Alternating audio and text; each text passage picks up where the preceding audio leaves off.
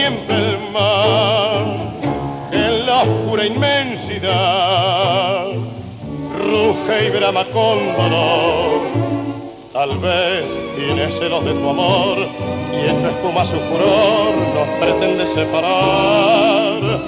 Y el mar no comprende que eres mía y que al puerto de la vida mi querer te ha de llevar.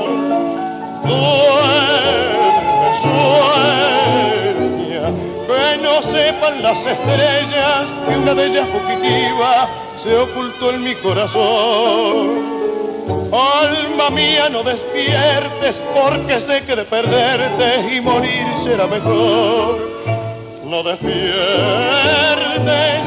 ensombrece tus pupilas, pues la noche te vigila y la luna alerta está. Sueña, que ni el mar, ni las estrellas, ni la luna, ni la noche de mí te alejarán.